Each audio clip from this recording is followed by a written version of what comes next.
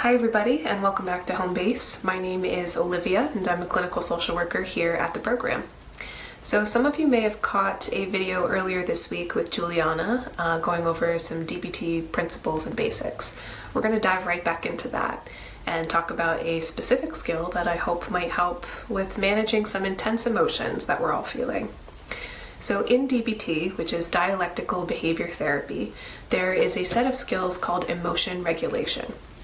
Now, emotion regulation is not about changing how we feel. We are going to feel how we feel.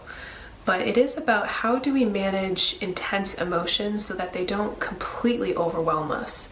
So one of the ways we can do that is by reducing our vulnerability to those intense emotions before they hit us.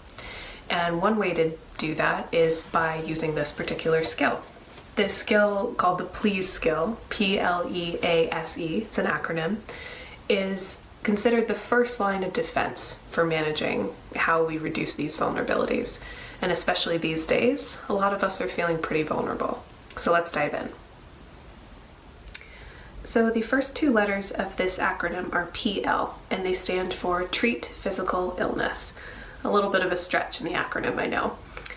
They're pretty straightforward, but they're really hard to do these days, right? So physical health and mental health are so intertwined, especially when that physical health or physical illness involves any kind of pain or discomfort. So this part of the acronym is all about staying on top of it. Make sure you are treating the physical illness when you have it. Reach out to medical providers as needed. They're there. And whatever we can manage, let's manage. The E stands for eating.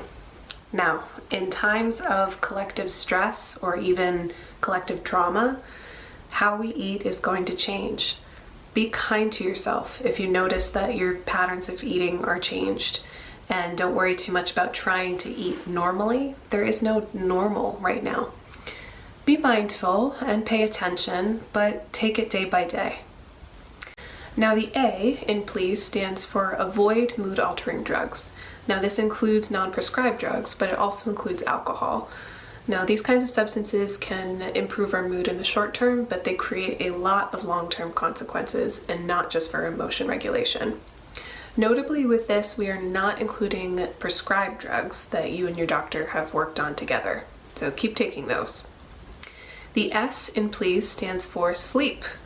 We can't do anything effectively without sleep. We need sleep. But these days you might find that sleep is pretty hard to get, especially any kind of restful sleep. Don't worry too much about the perfect 8 hours. Just try to do whatever is going to be most restful for you. We need to feel rested these days. If we don't, it can contribute to anxiety, irritability, feeling uncertain, worries, right? A lot of things. So if you find you need a little bit of extra support to get to sleep, whether that's drinking a cup of tea, trying a meditation, or taking a medication as prescribed by your doctor, go ahead and try it.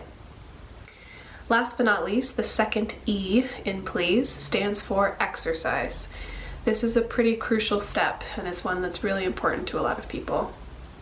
So exercise, as we all know, allows our brains to release endorphins.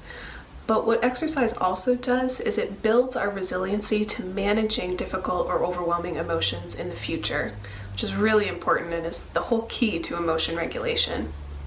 So it doesn't have to be intense. It could be a walk outside, a dance party with kids, a quick round of yoga. It could be anything.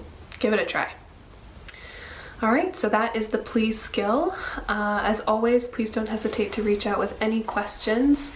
And stay tuned for more video content. We'll be here. Thanks so much for joining us. Take care.